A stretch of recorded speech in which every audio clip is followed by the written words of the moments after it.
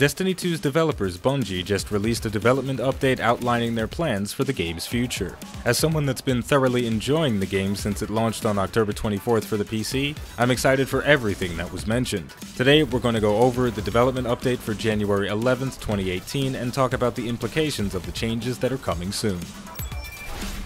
For a little over a month now, players have had their hands on Masterwork weapons. On January 30th, players will be able to obtain Masterwork armor. This armor will reduce the damage you take during your super, and you'll be able to reroll the armor stat type. That description is a little bit vague, but I'm assuming it means you can change the stat point allocations. Just like the Masterwork weapon system, this is very bare bones, and as someone that's played my share of MMORPGs that had ludicrous amounts of armor and stat customization, there isn't much to write home about. But a system like this has limitless possibilities, so hopefully the developers don't limit themselves. Additionally, raid rewards are getting an overhaul.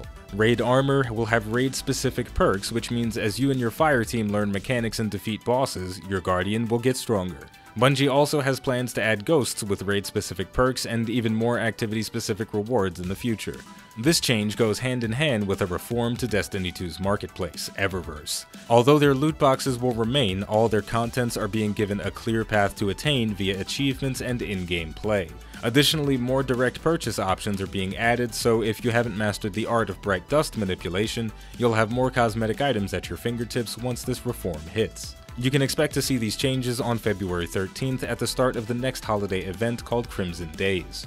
Last but not least, the developers are hard at work reworking the weapon and armor mod system. Their goal is to reduce the number of redundant mods while also making mods that have a bigger impact on your guardian's power.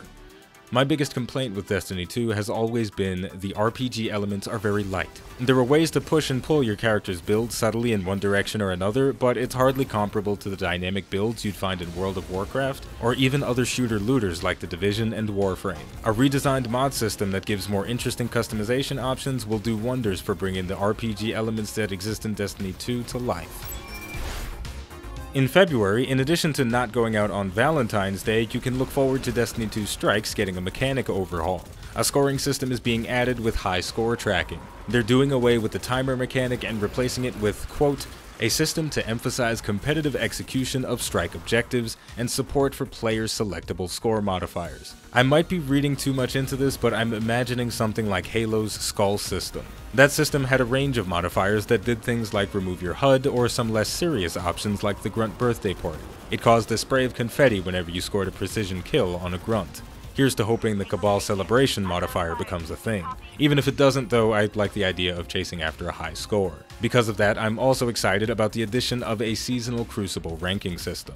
The system is broken into Valor and Glory. Valor is a rank that raises the more you play and goes up faster when you win with no loss penalty. In a similar vein to the Bronze, Silver, Gold, Platinum ranking system that exists in other competitive multiplayer games, Glory is a rank that goes up when you win and goes down when you lose. This is another simple change that gives extra incentive for players to engage in activities they already like doing. So if you like crushing fools in the Crucible, now your rank will tell everyone just how good or bad you are at doing so. Furthermore, a 6 vs 6 playlist is being added with support for private matches. There are a few more changes listed for weapon balance, exotic weapon and armor tuning like what we saw at the start of the Curse of Osiris DLC, improvements to the faction rally and the Iron Banner, the list goes on. But the point here is that Destiny 2 was a solid experience when it first launched, and based on this development post, it's going to get even better with age. And so there we go. To reiterate one more time, I'm really excited for all these changes, but man, what I'm most looking forward to is seeing how the reputation of the Bungie developers changes over time.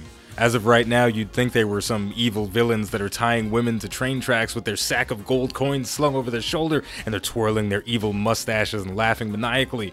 But realistically, I think they're just people, and they've made a lot of poor, questionable decisions over the course of Destiny 2's launch. But let's be real, when's the last time you made a mistake? It was probably yesterday. You were supposed to buy American cheese, you brought Monterey Jack, I don't know. Bad things happen. But the point is, the name of the game is Destiny 2. The name of the channel is iBluairJgR Gaming for Comedy. If you enjoyed this video, don't forget to like, subscribe, and leave a comment, because if you do, maybe Bungie will speed up their development process. Thank you for watching, and I'll see you next time.